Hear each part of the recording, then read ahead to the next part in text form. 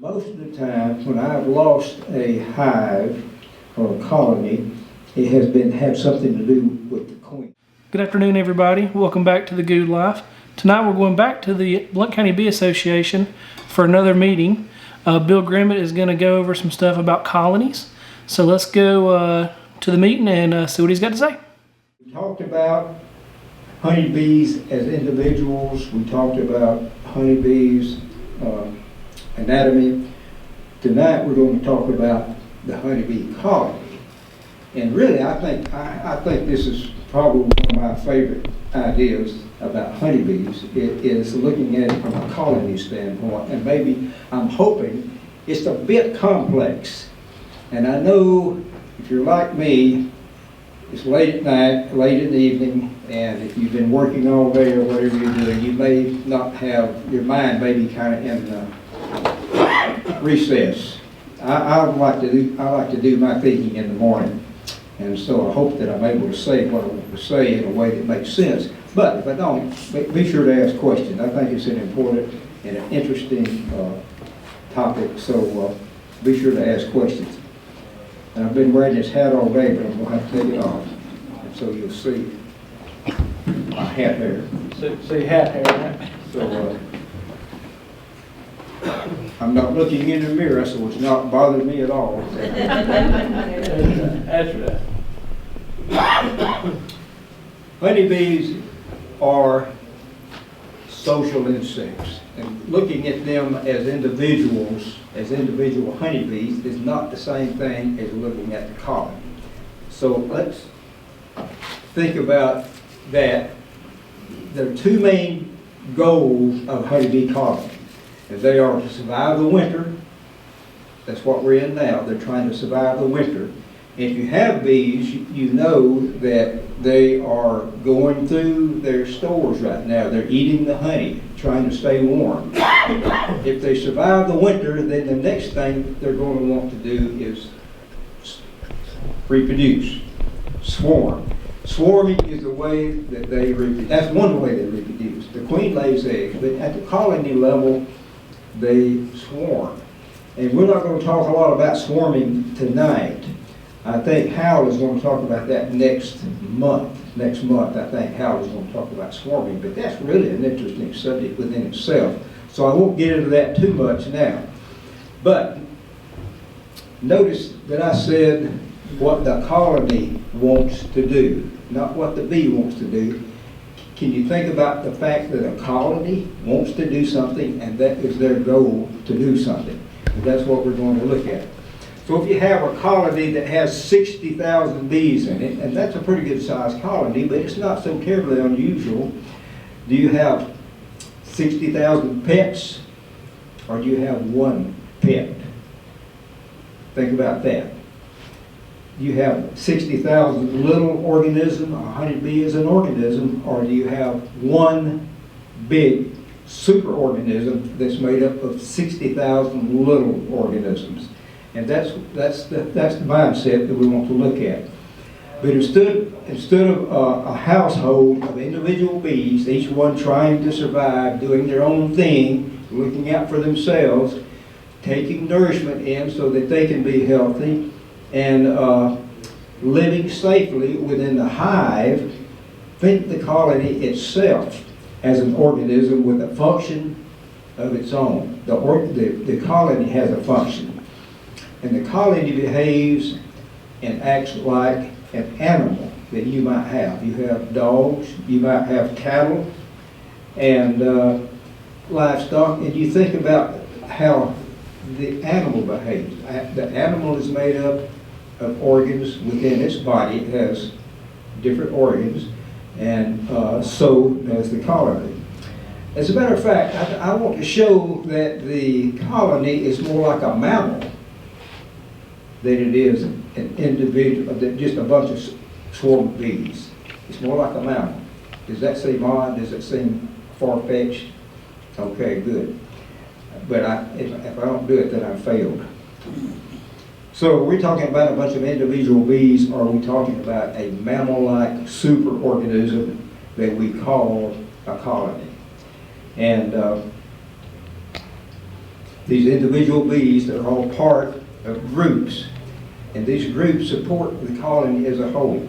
And it is part of their effort to carry on and to do whatever the colony needs to grow and behave. But these bees are part of groups or cohorts of bees that have special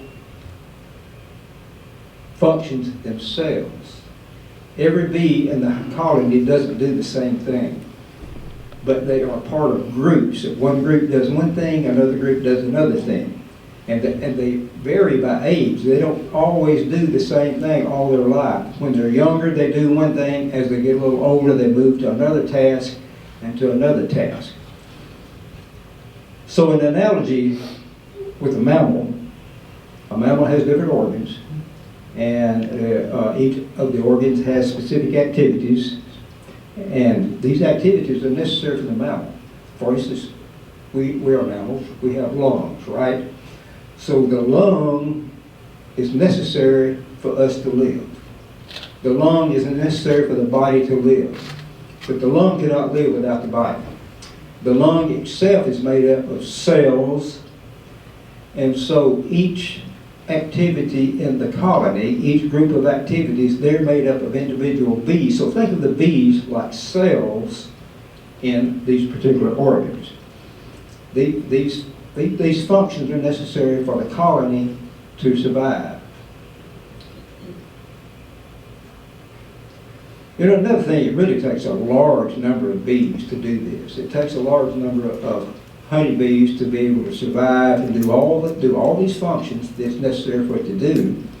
But it's also necessary in order for them to survive, in order for them to go out and get all the food they need. They have to have a large foraging force to go out and get all the food that they need to last this colony through the winter. If you think now, a 60,000 honeybee colony is not going to carry 60,000 bees all through the winter. Some of them, they will drop in population, but they won't drop off. They'll still have a lot of bees, a lot of mouths to feed through the winter. And so if they don't have enough honey in there to do that, they won't survive the winter. So the foragers have to take care of that in the summertime when there is nectar available. And a honeybee can only survive if they're part of the unit. Now, if you take honeybee or just a few handful of honeybees and put them in a cage by themselves, they will just last so long. They cannot survive that way. They have to have the support of the colony. And I don't know how small you could get a colony and it have a queen and it survive, but I do know that it can get too small to go through the winter. It has to have a certain bulk of bees in order to make it through the winter, along with the queen and all the functioning parts. So each individual works for the good of the whole. Honeybees don't work for their own benefit. There's no dissension among them. They don't argue about it. As a matter of fact, we were talking the other night about bees fighting out on the front porch when they're robbing. Well, if you open your hive up and you see two bees fighting, one of them's from another hive. The bees within the hive, they're not fighting. They are cooperating. They're all working together, working for the good of the hive, not for the good of their own selves.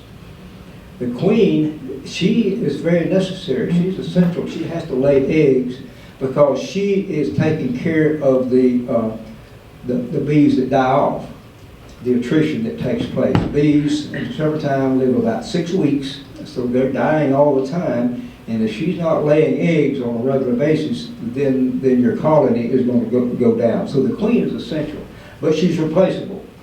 You can replace her, and your job as the beekeeper is to make sure that your colony has a queen that is, not just have a queen, but have a queen that is functioning, having a queen that is laying eggs and passing on pheromones to keep the colony happy.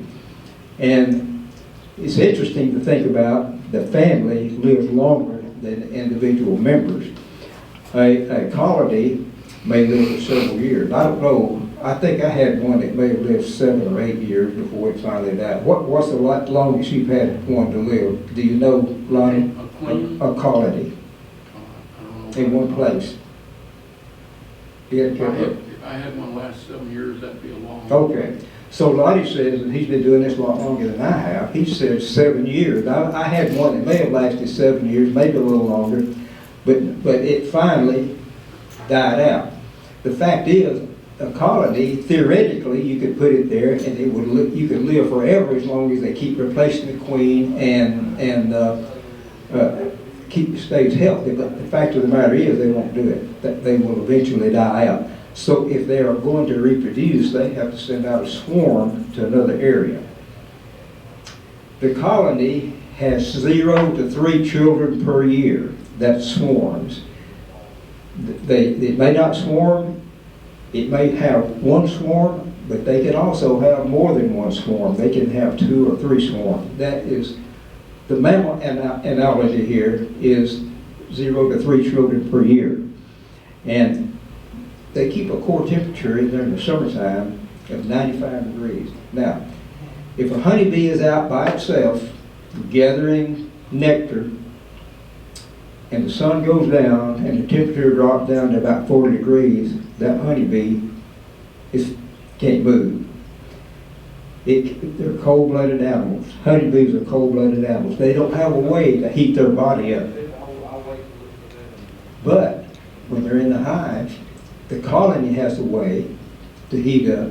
The bees gather around the cluster and they dislocate their wings and vibrate their wing muscles to generate heat. And that's the way they keep the brood warm. And that's one reason too, when you're going out in weather like, well, you wouldn't go out today, but say last week when the weather may have been up in the 50s or maybe a little bit warmer, you might not have wanted to go out and bring out a brood frame, because if that brood gets chilled, they will die. It might not kill the bees, but the brood may get chilled and they will die. So you want to make sure when you're opening your hive up and looking at them that it's warm enough that it's not going to chill the brood. Now in the wintertime. Question, how's warm enough? What's a good temperature to go by for the area? I like for it to be at least up in the 60s. Now I'm giving you this is not official scientific. I like for it to be up well in the 60s and the sun shining. If it's cloudy in the 60s, I don't want to go out there. It just feels cool to me. But if it's up in the 70s, that's better. If it's in the 70s, I feel pretty good about it then. You give yourself about 5 minutes. Do what? I said, give yourself about 5 minutes. Get in, get out. Well, that's another good point there. If you do open it up and you're wondering about, is it quite warm enough? You have to go in. Just don't have it out long. Get in and out as quickly as possible. But in the wintertime, if they don't have brood, they don't have to keep it that warm. But they still keep it about 64, this says 64.4 degrees Fahrenheit. They cluster around the queen and they keep her warm. They don't hibernate. But in order to keep warm, they're continuing to eat honey. And they're going through the honey that we've put in there for them to live on all winter. And so if they run out of honey, then they starve to death or freeze to death or both. A mammal feeds its young milk, and milk that it manufactures itself. But we'll talk about that just in a moment a little bit, but a little bit more. But there are the nurse bees in the colony manufacture a substance. It looks like milk. It's not milk, but it's what they feed the little bees, the larvae. They manufacture that themselves. They don't go out and get milk. They manufacture it from things that have been gathered and brought in. So you think of those as a gland in a mammal that manufactures milk for the mammal. It has an immune system. A mammal has an immune system. A mammal can use a fever to kill an intruder. We know how that works. When you're having a virus, you're having a fever. The fever is the idea that the fever, it makes gets up high enough to kill the virus, but to make it uncomfortable. That's what the fever does. Sometimes it gets too high, doesn't it? Respire. Mammals has to have oxygen in your blood, so we take in oxygen into our lungs. There's a transfer there. Oxygen goes to the blood cells. Carbon dioxide comes out. That's respiration. And waste management. Mammals have waste management. They have ways to get the waste out of their bodies. So look at this here, and this is just a drawing to sort of give you an idea of different groups of bees that do different things. This is by no means all there is, but it's just an idea. A group of bees necessary for their immune system, and then another group of nurse bees. The nurse bees are the ones that take care of the young. They manufacture the brood food. Think of it as milk, if you like. And there's a group of bees that are involved in respiration, moving the oxygen into the hive, and then moving it out of the hive. And then waste management. Now, again, this is not all of them. This is just an idea that a group of bees are involved in doing this. Just like you might have a gland or an organ in your body that does a certain function, there's this group of bees in the colony that has a certain function. I'm going to look just a moment at some honeybee tasks by age, but it's not necessary to remember these ages. I just want to go through them. We'll go through pretty quickly, just to give you an idea of the different things that different groups of honeybees do. And essentially, there are two main groups of honeybees. There are some that work in the hive, and then some that work out of the hive. Of course, the outside bees are the foragers and the scouts, but the inside bees, they are divided up into many more different functions. And they have some different things. Now, if you take, of course, the outside bees, the foragers, they have oriented, and they know how to go out and get nectar and come back and find the hives. But if you were to open your hive up and take out a frame that had a frame of brood that had bees all over it, these would probably be all nurse bees. They have not oriented. They are not outside bees. If you take them across your apiary and shake them out, they probably will not find their way back. They probably will, I don't know what they would do. But they haven't oriented to be able to find their way back. If you take forager bees out, if you take and move your colony while the foragers are out, if you move your hive, if you move that hive halfway across your apiary, the forager bees will come back to where the hive was. They will come back to the hive. They will come back to the hive where the hive was because they have oriented to that location. And that's I think they use the sun in doing that. Well, one of the first tasks is cell preparation. As soon as they emerge from their cell, they go to clean up the room. They clean up and polishing the cells, and then they start capping brood. And in the next task would be feeding larvae. Now, this would be some of the nurse bees that are doing that. They do that with. They take the bee bread. The bee bread is made from pollen. They take that, and they have two glands in their head that they make brood food with. One is a hypopharyngeal gland, and the other is the mandibular gland. And these two, the food that comes from these two can be used in different ratios. One ratio is, the strongest ratio is for the queen, which is royal jelly. If they're fed royal jelly all their life, they make a queen.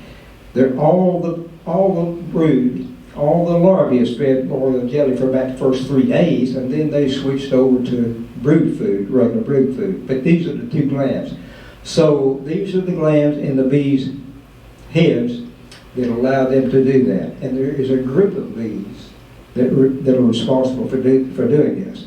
And they visit those things quite a few times and feed maybe 1,000 or 2,000 times. Now, they are larvae for about how many days?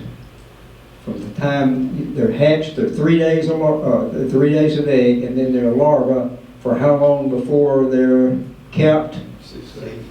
How many? 6. 6? 6 days, is that right? Depends on which one it is. Well, worker bees, Okay. is that right, 6 days? Right. Huh? That's what I've been telling you. Okay, good. I couldn't hear. Now, how do the nurse bees know when to feed the bees? Well, one of the ways that honeybees communicate with each other is pheromones. Now, keep in mind that they're just dark inside the hive, but they don't talk. But they use pheromones, and so when the larvae is hungry, they give off a pheromone, and the nurse bees know to go feed them. Well, tending the queen also is a very important job, because without the queen, the hive's going to be in trouble pretty quickly. They examine her, make sure she's in good condition, they groom her, they even remove her excrement from the hive. Bees don't like that in the hive. They keep the hive clean, and they feed her every 20 to 30 minutes.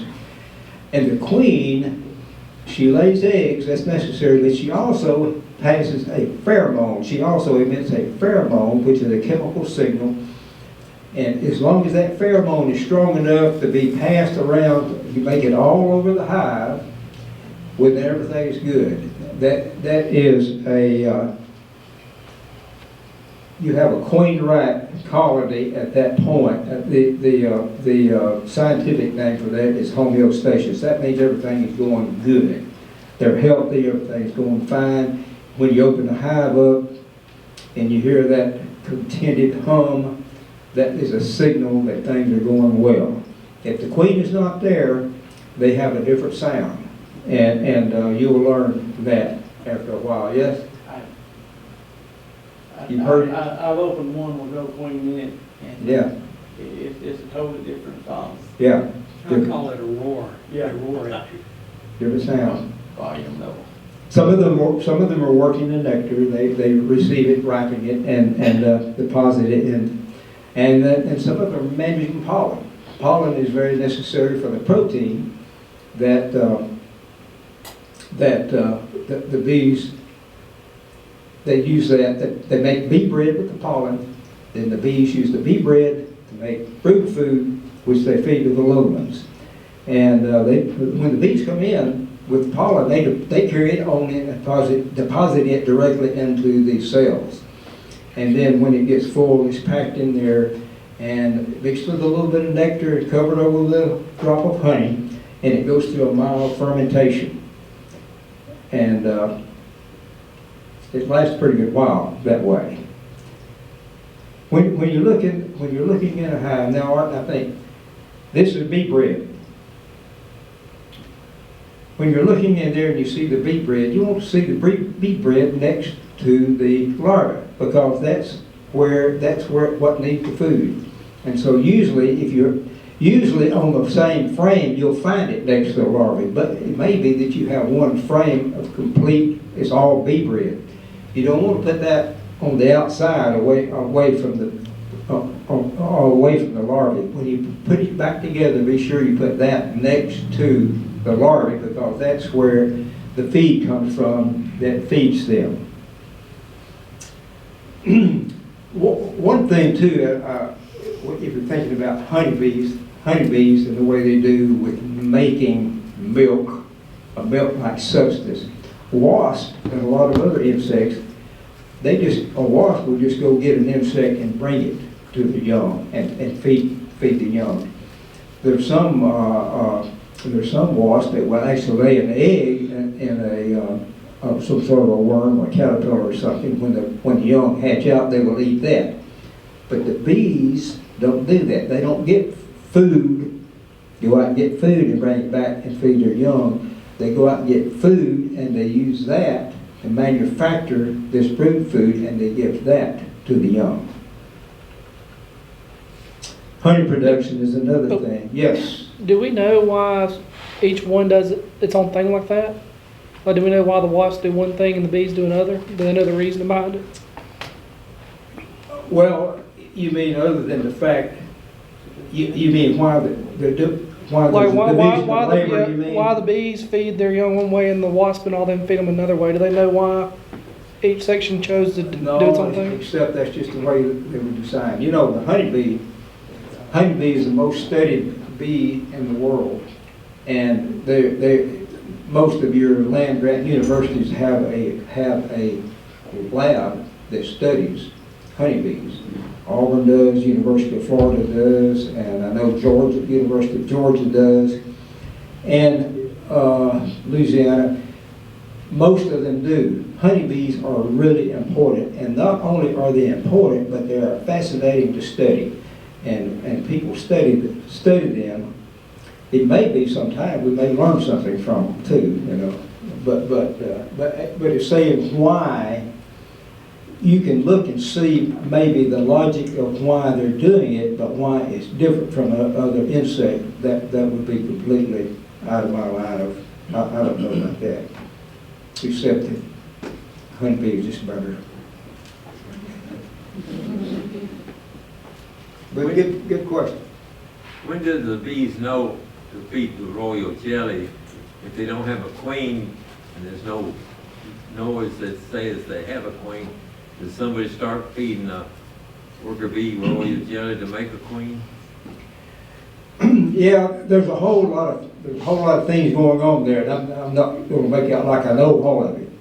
But when they don't have the queen, they know they need to make one. And if they have a larva young enough, they will start trying to make it with that. If the queen is not, if she's just, for instance, if she's just laying all drone brood, unfertilized eggs, well then they start moving to get rid of her and try to get her to lay a fertilized egg. But it may be she's past that stage. Sometimes they just can't do it.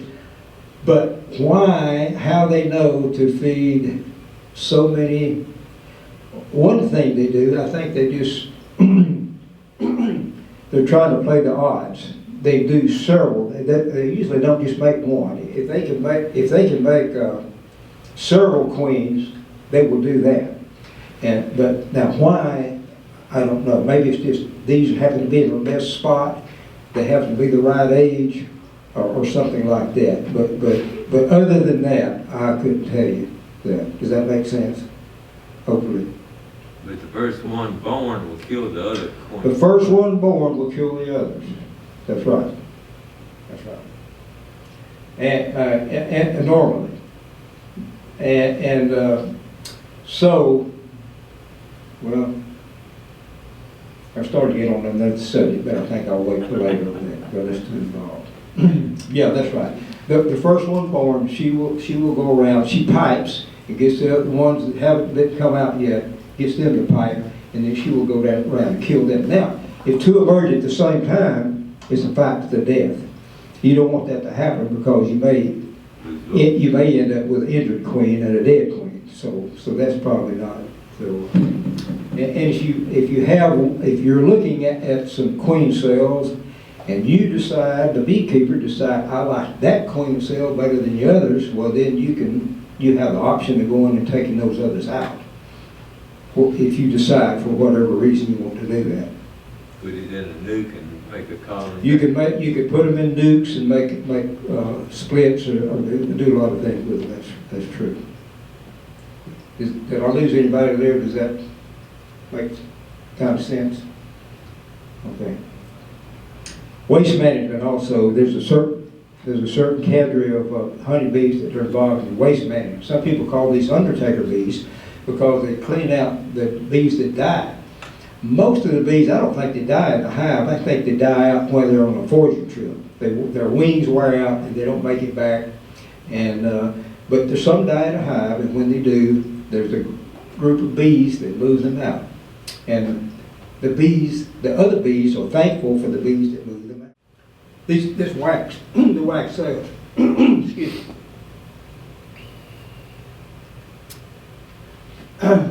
That is 7/100ths of a millimeter thick, or 2.7 thousandths of an inch thick. That's not very thick.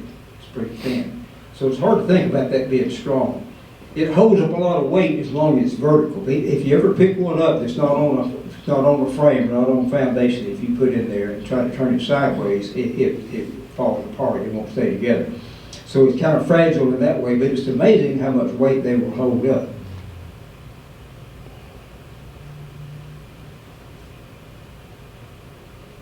Ventilating the nest, that's another thing that the bees do. Now, I'll talk about that more in a minute. Guard duty. You have some that are guard the entrance to the hive. And how do you like that stance that bee there is making? That's saying, don't come in. And by the way, when you're out, we can't help but talk about getting stung sometimes. But when you're looking at a hive, sometimes you may find one that for some reason or the other is a little bit defensive today, or more defensive than others. It may have been that a skunk has come along the night before and scratched and got them stirred up. But when you're out there, one of the first things the bees may start to do is buzzing around. And they have a certain buzz, and that buzz is saying, why don't you just move on away? And then the next thing they might start doing is kind of bumping into you a little bit. And that's just a prelude of what they're going to do next, if they can find a place to do that. So be aware of that, and listen to the bees. And sometimes they get stirred up for some reason that we just don't know, but that can happen. Defense system, they all can be involved in the defense system. Usually the guard bees are there, but they can call the others in as well. They can do that with their pheromones. All of them can sting, and of course when they sting, the stingers on the workers are barbed, so that they leave the stinger in there, and that means the bee dies. So I think that the bees are not crazy about dying. So that's the reason they try to warn you first. They're going away, because I'm going to have to give my life with the hive here. But they're guarding the hive. That's what they're doing. They're being defensive. And I may have said this before, but I'll say it again. Bees, honeybees, are not aggressive. Now, some people might argue with me about that, and you'll read articles and they say these bees are aggressive. Well, that's, I think, a euphemism, meaning that they are defensive. Some bees are more defensive than others. An aggressive bee, a mean bee, is going to wake up in the morning saying, "Who can I sting?" If you wake up in your bed in the morning and you find a bee on your forehead wanting to sting you, that bee's mean. But when the bees sting you, they are guarding their home. They think that you are an intruder, and they're not going to come looking for you just to sting you. They think that they're defending their home, and you've done something to make them think that. It might be just walking by, but you've done something to make them think that. Then they take their first orientation flight, and the orientation flight is important so that foragers can find their way back to the hive. And it's amazing how they do that, but they can find their way back. And then their first foraging flight is their last job, and apparently they can fly about 500 miles, but if they forage for nectar, they forage for pollen, for water, and propolis. They go out and get rosins from tree sap and from leaves, and they come back and they add some enzymes to it, and they make this really sticky stuff that they glue everything together with. And if the inside of your hive is really rough, they will coat the inside of the hive with it. It serves as a protectant. It's antimicrobial, antiviral, and it helps protect the hives. There have been some studies done that showed that the bees that coated the inside of their hive with propolis were healthier than the one that did not. And so it's a purpose for it. But you will not always enjoy seeing propolis when you start trying to pry your lid up and it's glued down, because it is some sticky stuff. Some people sell it. You can sell it. Some people take it as a remedy, medical remedy. Well, all right, so we talked about different things, but in your body, you have cells, groups of cells. You've got different cells for your heart tissue, lungs, kidneys. All of these things are different. They all have special functions. But these cells in these different organs have to be renewed. They die and have to be renewed. The same thing to do with the honey, with the honeycomb. Humans have to have that ability, and so does the colony. Your immune system, here's the way your immune system works. You know this, but I'm going to tell you anyway. You get an intruder in, so your normal immune response is recognizing that there's something foreign, some foreign antigen in you, or virus or something, and they activate and mobilize forces that come and attack your white blood cells. And then they control and end the attack. That's what they do. The white blood cells are what very often do that. The white blood cells release a histamine, which is I guess that's a hormone, but if something releases inside, they're releasing that, changes the behavior of other white blood cells, what then quit doing what they're doing and come to the defense, and they all attack whatever it is in there. Hopefully there's enough of them that can attack virus or whatever it is and take care of it. That's the way our immune system works. We know that. We're familiar with it. Well, in an intruder in the colony, honeybee colony, works a similar way.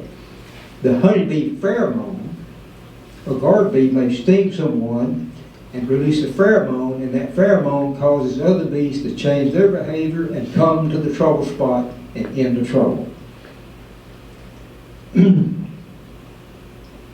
This is the colony level. It's calling the guard bees in to come help with the trouble, but also all the bees, if need be, they could all come and help out if they need to be. What if you, when you open the hive up, what if you are identified as an intruder? That's what you don't want to do. So how can you not be identified as an intruder? What are some ways that you could do to keep from being identified as an intruder? Move slowly. Move slowly and deliberately, that's right.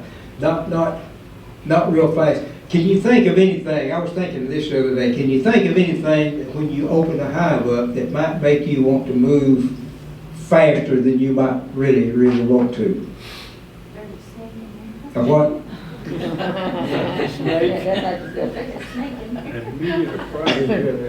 There's a snake in there. She said there might be a snake in the house. The snake would make you move away. Yeah. Does that happen? What? I have never heard. Now, so I have heard of mice getting in there, Or lizard. but or lizards would get in there. But one of the things that I've noticed that I've caught myself doing is when I pop that inner cover and flip it over, if there's about 20 small hive beetles, I get excited about killing those. Like, chop, chop, chop, chop. And I thought, uh-oh, this might alert the bees that something's going on there. And most of the time I get by with it. But that's one thing. But that's right. You want to make deliberate, slow motion, and not to stay calm and cool, calm, Wear and light steady. clothing. Wear light clothing. Light colored. Light colored clothing. Light colored clothing. And that reminds me, I was going to mention something, but I didn't do it. I had a question last week. If you have black cattle, is that going to be a problem for the bees? I wouldn't. Yeah, as long as they can get away, move away. I don't think they would go after the cattle just moving around slowly. Now, if a cow kicked the hive or something like that. I was going to do an experiment, but it hasn't been weathered. I had a black coat, and I was going to put my black coat and a veil on and go out and stand around in front of a hive and see if they came after me, but it hasn't been weathered. Will they do that? Okay, you've done If like, black gloves will get them excited. Yeah, I've had them track Black gloves. Black gloves. You know, I think I've had them come after my black band on my watch. It seemed like 2 or 3 times I've had them come to my wrist right here. So I haven't decided that for sure yet, but I'm thinking that might be true. I've got one of my bee suits, one of those dark green bee suits, and I've Yeah. never had a problem with it. That's no problem with dark green. No, yeah, that's why my bee suit's one of them green Well, ones. I've heard that the colors might have to do with some of the predators, like a bear or something like that, and so black, maybe black or brown, I don't know, but that's what I read. But maybe there's no green predators. Maybe that's Maybe a green lizard. green lizard, yeah. So, just a comment, if you've got a really good bee mentor, listen to what they tell you. My first time opening my colonies with Lonnie teaching me, I had on these black knit slacks, but I had on a good bee jacket that came all the way down to my knee. It was big. I had my veil, I had my gloves. They were light colored. And he said, you might want to consider not wearing such dark pants. Oh, I'll be fine. I'll be fine. Pow! Pow! And Pow! I got 3 stings. And then he said, you might want to move away. Listen, Yeah, that's what I they don't had. do that anymore. The bees told you to move away first, and then Lonnie That's the told you to color move of my away. she had learned to That's listen. right, on the 3rd sting, I got the message, but it was, Yeah, it's they like only a- stuck me where the dark This case, was. I guess Yeah. an army green. So is- just You should stop. always work from the back of the hive, not from the front. That's correct. Yeah, From the that's back, good. or maybe around, sometimes you get around the side, but I like. So here's to do another it one back. that's darker. Yeah, that's good. That Don't boy wear me and perfume. my green. Well, what would you do if you were working and say you had on some loose clothing and then you felt one crawling up your shirt and you felt it right here? What would you do? Hurry up and get through. Or if possible, Do a walk lot of away and praying. fall out of there, let it out. Well, one thing you can do is you can grab him and pinch him Yeah. before he has time to sting you. That's one thing. And if it's tight clothing, like maybe your blue jeans are tighter or something, and you feel them on your leg, you feel them coming up your leg. If he gets tight, she might want to sting you. But what you can do is just give her a slap before she has a chance to do that. That will take care of that problem most of the time. Isn't it actually the blood of the bees is the pheromone that causes stinging?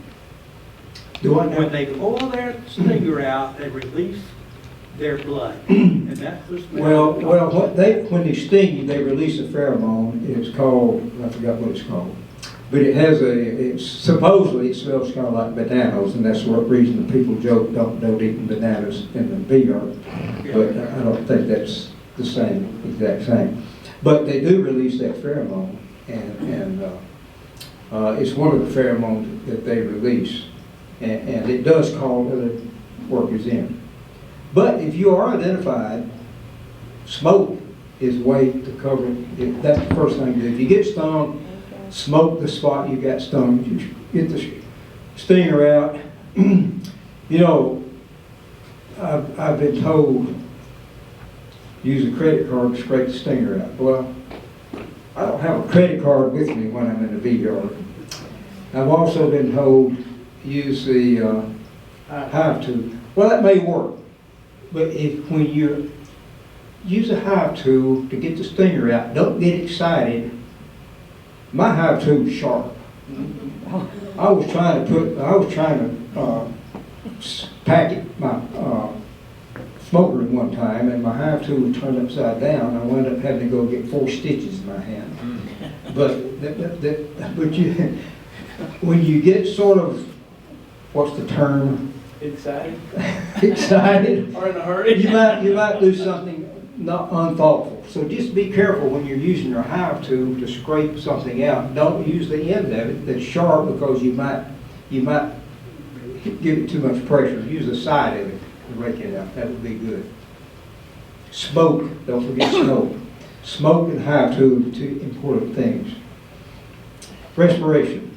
Bees. Respiration, that's moving oxygen-rich air into your lungs, and then carbon dioxide-rich air out of your lungs. And humans breathe, we know how that works, into our lungs and out. Honeybees don't have lungs, but they do use air. They absorb oxygen, and they absorb air oxygen-rich air through spiracles in their side. But they do have to have oxygen. But we're talking about the colony, not the honeybee. But they have to have it in there. So how does that work? How do they get that in there? Because the bees do need oxygen. Well, there's a cohort of honeybees that stand at the entrance of the hive, and they fan air up into the hive. And then there's a second cohort of bees that stand on the walls, and they're fanning air that circulates around into the hive and then back out. So oxygen-rich air goes into the hive, carbon dioxide-rich air comes out of the hive, based on these honeybees fanning and doing that. And together they move the air, they change the air. Some researchers say that about 3 breaths every minute is what a hive does in the daytime, but about a half a breath a minute at nighttime. Interesting. They change the air about 3 times a minute in the hive by doing this process. And here's some bees doing that. But I want to mention, you might see bees in this position that are not moving air into and out of the hive. When you get your bees, a package of bees, and you put most of them in the hive, and maybe all of them are not in there, or when you get a swarm and they're not all in there, some of the bees will stand out on the front and they release a pheromone through their nociceptive gland, and it's a homing pheromone. It's saying, this way home, come on in, bees. So they're calling their sisters in. So that may be what they're doing when you're seeing them out there, depending on the situation, but that is the way they change the air in the hive as well. Social fever. We have a fever. We raise the temperature to get rid of pathogens, and honeybees can also heat up the colony to get rid of pathogens, pests. There are some pests. There is a giant hornet, Asian giant hornet, and other predators, wasps that may come in there, and the bees will dogpile upon that hornet or whatever it is and generate a lot of heat, raise the temperature up until it gets so high that it kills the wasp. That's one of the ways they do that. Like a social fever. They shake the flat muscles and generate a lot of heat. Processing food at the colony level is also, the scouts go out, they bring in food, and then at the entrance of the hive, and the workers add enzymes. Honey is kept in storage, workers mix it with water and feed it to the bees. Okay, and here they are doing that.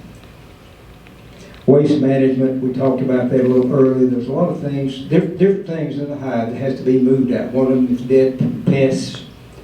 By the way, you know what they do with the mouse that gets in the hive? They can't move it out. They kill it. They entomb it with propolis. That keeps the bad bacteria from getting all in the hive. Moldy pollen needs to be moved out. Old wax cappings, wax fragments. Thermoregulation. Our bodies. We've talked about the bees being able to raise the temperature of the colony of the hive up to a temperature so that it is good for the brood or whatever. But they also can cool it. The way they do that is they will bring in water and put little drops of water all over the hive, all over the frames, and then they fan their wings and evaporate that water and cool it off. That may not seem too fantastic, but in 1758, Benjamin Franklin and John Hadley discovered that evaporation would cool things. And then in 1901, I think it was 1901, Willis Carrier invented the first electric air conditioner. And that's the principle by which the air conditioner works, by evaporation. It evaporates things and cools it down. Now, Willis Carrier did that in 1901, Benjamin Franklin in 1858. Honeybees have been doing that for thousands of years. Does that mean that honeybees are smarter than people? Or does it mean the one that created the honeybee is smarter Ooh, than that's people? good. Wow, okay. That's what I think.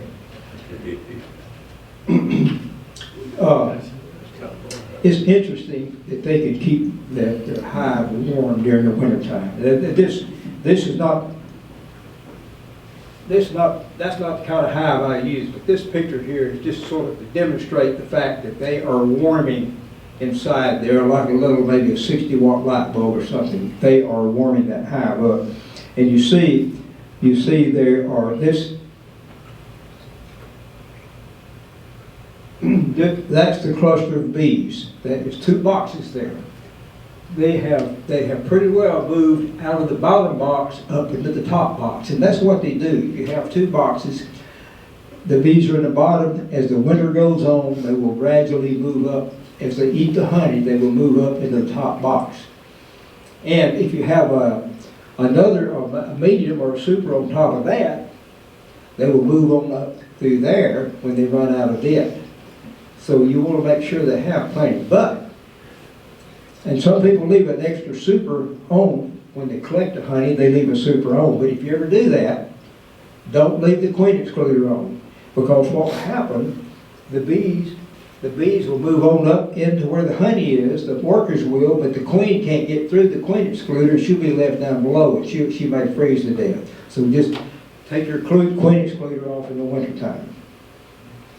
And I think that's all of that presentation. Any questions or comment about that? Yes? When we were talking about your bees lasting 7 years, as the longest you've ever had them last, what's the average if you have healthy bees? And do you, when they're gone or swarm or whatever it is, age out, do you just replace them with another box of bees, or how does all that work? Well, there's various ways. It's a good idea to replace your wax in the hive every so often anyway. They say 4 or 5 years. I think I'm way behind on that, but every 4 or 5 years. But I would not be adverse to using the same box. I would be careful about using the same frames. If the frames have recently been put in there, they should be okay. But probably what I would do before I use the frames would be freeze them for 48 hours to make sure that you kill any pathogens that might be in the wax or the wood, and then put it back on there. They die out for different reasons. It's just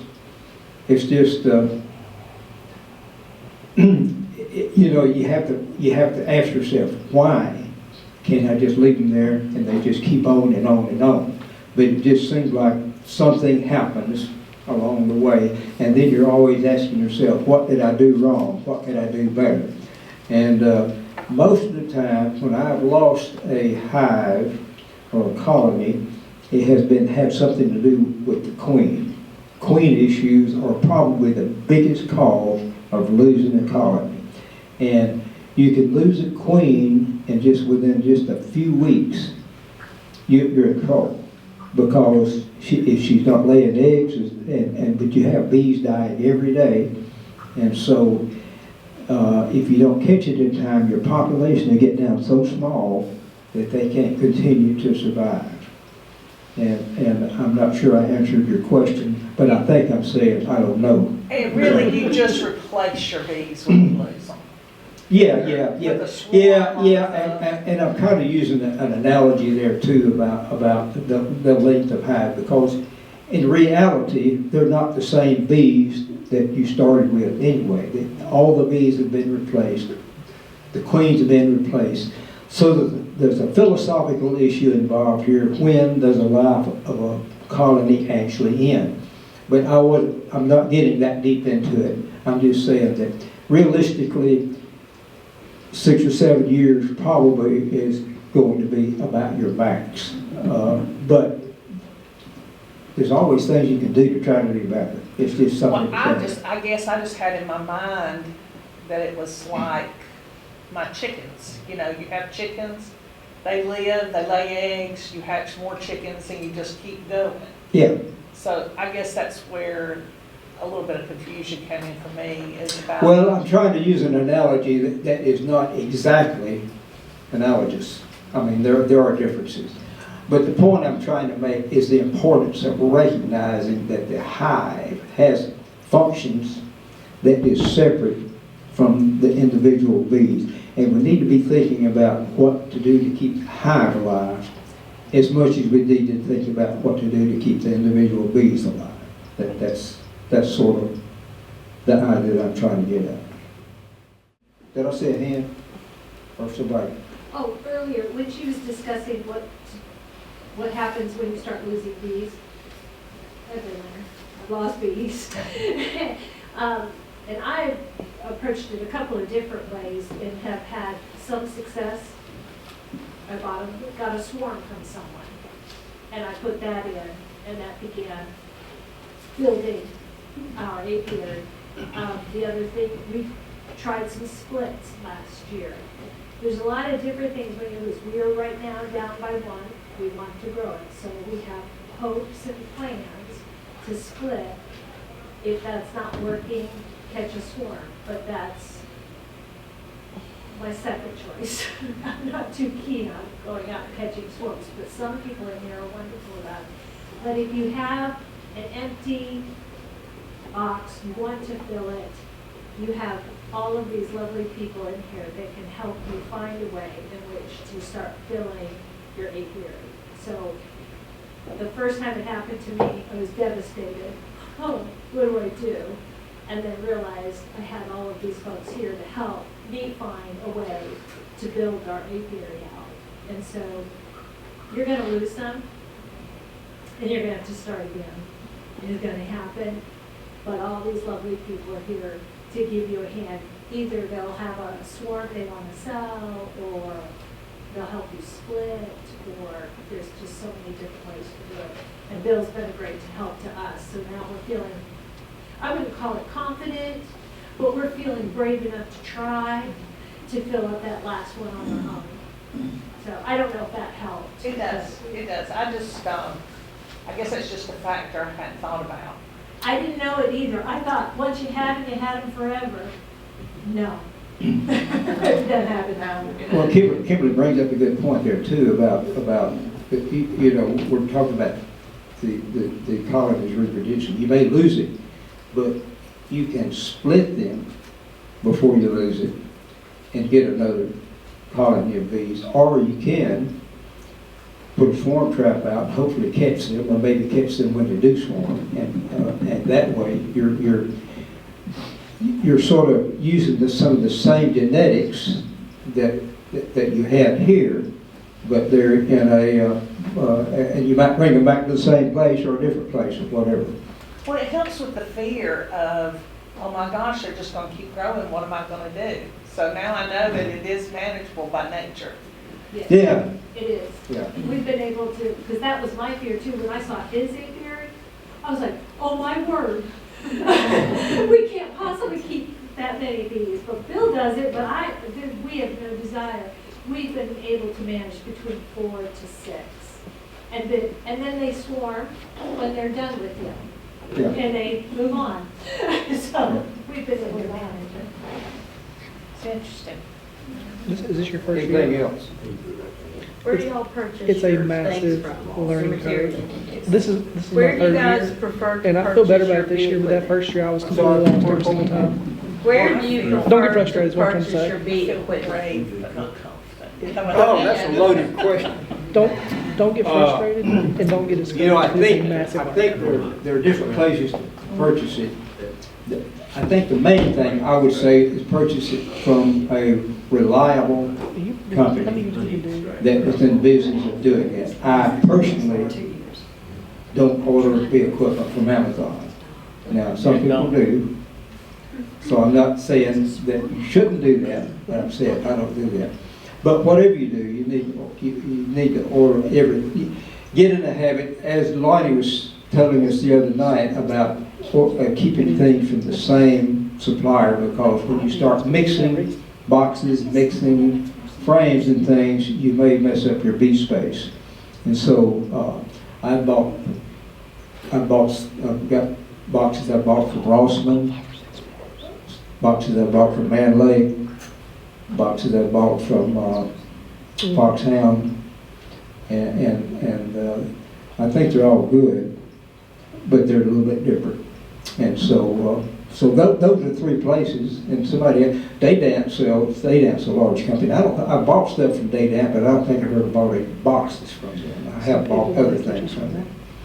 And does that help? Yes, that's Okay.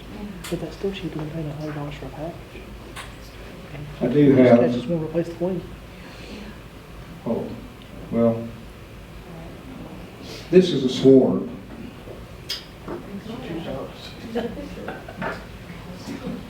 Does this look like chaos? It's not. If the bug's looking for a place to land. This is organized. There are bees in there that are leading this thing, and they are telling the other bees what to do, and they're leading the charge. And what they do, they come together and bivouac for a while until the scout bees go out and find a place for a home, and then they go to that. Well, I have a few minutes. If y'all are not warm, slap out. I'll leave it to you. I'll leave it to y'all. This is not a long presentation. It's the beekeeping year. There's some things to look at. If you want to look at this, we'll go through that if you're up to it. I'm still barely hanging on. No, I'm okay. But I don't want to wear you out. This is sort of an overview of what you can expect through the beekeeping year. So what your learning objectives are how honeybee population guides, beekeeping activities, basic beekeeping activities by season, and how varroa management. I will go ahead and say that Lonnie's going to talk about varroa next week. Is that correct? Varroa and other pests as well. So that will be good. Be good to hear. How varroa management correlates with different seasons of the year. Varroa has gotten to be a major issue in management. You just can't do without them. Well, the population of the bees, as it would make sense, it rises and falls throughout the year based on the nectar flow. Nectar from the flowers, the nectar is there sometimes and then at certain times of the year, and then it falls off and then it comes back. We generally have about 2 nectar flows, one in the spring and then a small one in the fall when things go corrupt, when things go right. Spring and fall. Now this is a chart that Auburn has put together, and I think it's a good chart, and we'll look at that just a minute to sort of get an idea about some things. And this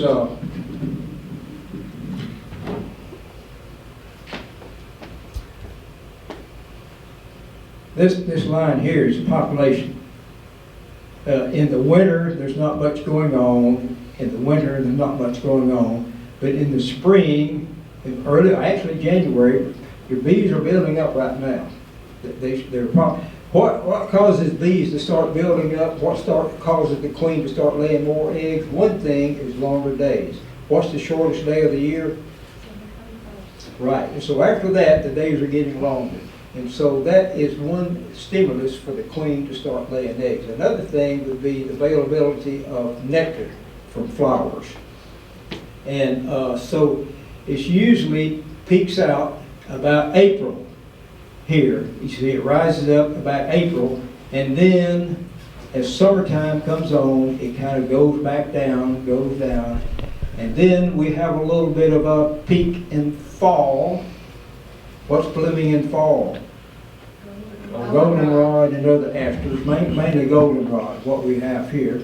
And sometimes we have a really pretty good fall flow, but sometimes not.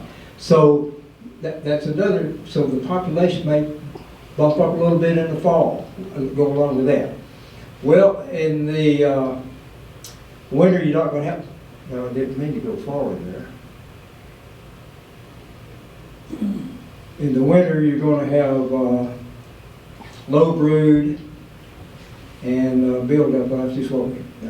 New queens are common here in this period of time. It's not unusual for the colonies to replace the queen. You need to always be on the lookout for the queen, and maybe the new queen later on in the summer as well. Swarms, this is the time of the year when the nectar flow is best. That's when we're most likely to have a swarm. That's when the colony says this is a good time to reproduce. Let's send out a swarm, and that's what they do there. It's also a time if you want to be supering up. Actually, when do you super up? Right? When do you start putting your honeysuckle on? Middle of March, Middle of March. end of March. Philip Garrison says he puts his on in February. So I haven't put mine on yet, but just let you know, February, March, March will be a good time to start thinking about that. And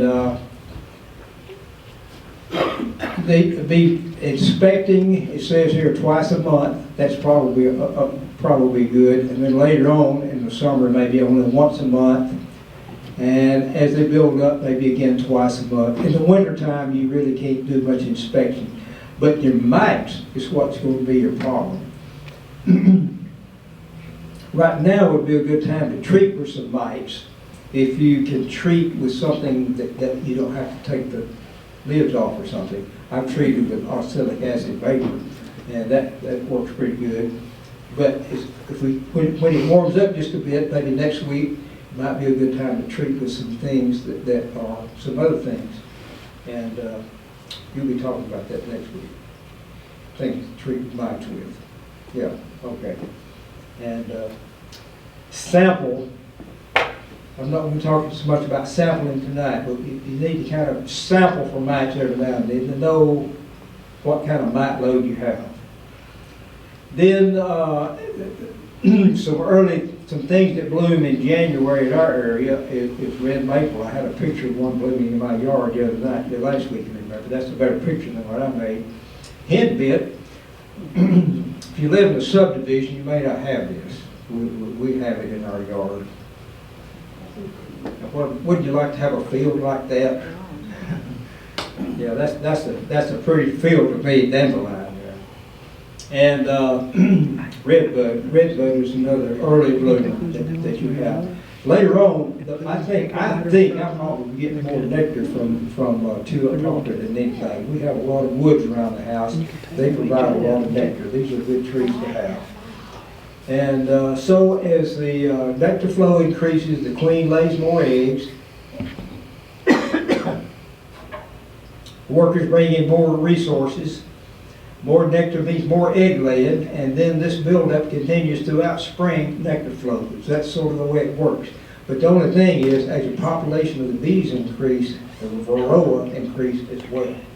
And when the nectar slows, so if it gets real hot, your flowers are not going to do as well. They're not going to have as much nectar. But also storms. A lot of heavy rain can wash the nectar out of the bloom, so you may not have as much nectar there either. So then the queen is going to lay fewer eggs. Your population declines, but the varroa population continues to increase for just a while after that.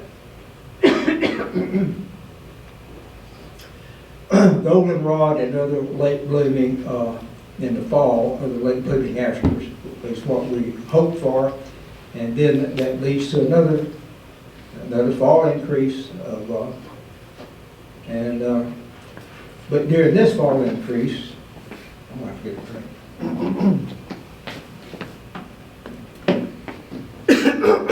Excuse me.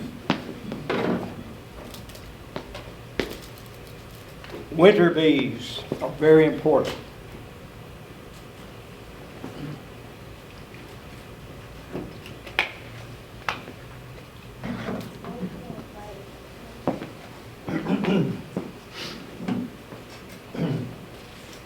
It's in the fall when the queen lays the bees eggs that will become the winter bees. The winter bees live all winter. They need to be healthy because they're going to be taking care of the colony all through the winter. Winter bees may live up to 3 months or through the winter, while while typical worker bees only live 4 to 6 weeks. So that's a difference. And that they need to be healthy and they need to be mite-free in the fall. So that's a good time to check for your mites or treat for your mites in the fall. Winter bees live 3 months versus 4 to 6 weeks for the other bees.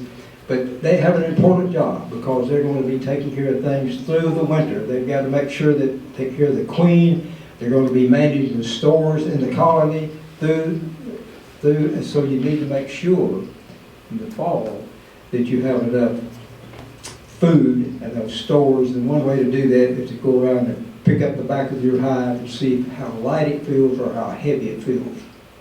You'll learn the difference. Well, here we are back to this calendar again. So that's just going over what we have just said. And again, the build-up, fall off, slight build-up again, fall off. But the varroa, okay, this is the question. I didn't even notice that.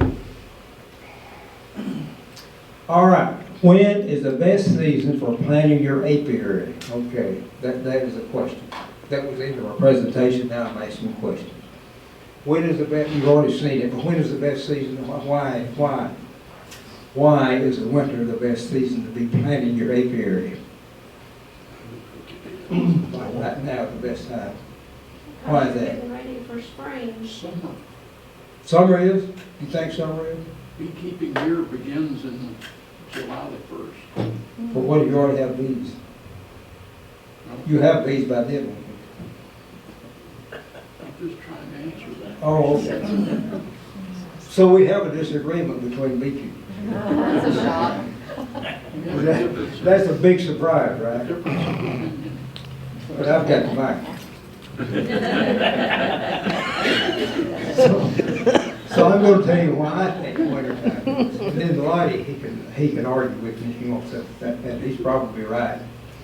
But wintertime is the time when you see where the water is right now. You go out and see where the water hasn't dried up. With the summertime, I put going out spotted places in the summertime it was dry, but then when wintertime came here, it was standing in water.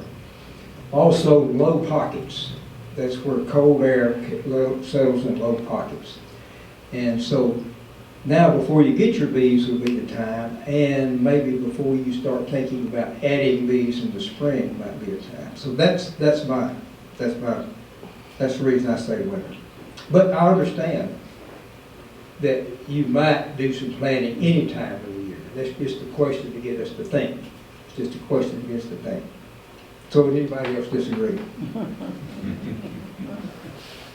But you see my reasoning. Winter bees are different from summer bees in what way? They live longer. Okay, they live longer. All right. All right, supplemental feeding for your bees helps when the survival, helps them survive the winter, helps them survive the nectar dearth, helps them bringing in the spring population, helps them draw out new comb, all of the above. Yeah, all of it, okay. During which month do you have the highest bee population? April. Good. Okay. You know, I think it's too late in the afternoon to do a case study, so I'm not going to do it. We'll save that for some other time. So that's it for now. That's all. Yes. Might explain something about the dearth? What? Explain what a dearth is? Okay, I said dearth. Bee population I drops down. said dearth like everybody was talking about. Or a dearth is like when there's no nectar out there. Correct. It is usually like in a dry period, it would be a dearth. And whatever causes there not to be any nectar, we beekeepers call that a dearth. Does that make sense? Like July and August, and that's 2 months. Normally. That very well could be. Now, you know, things change every year, but that's generally when it's pretty dry, July and August. Yeah. That's right. Any questions?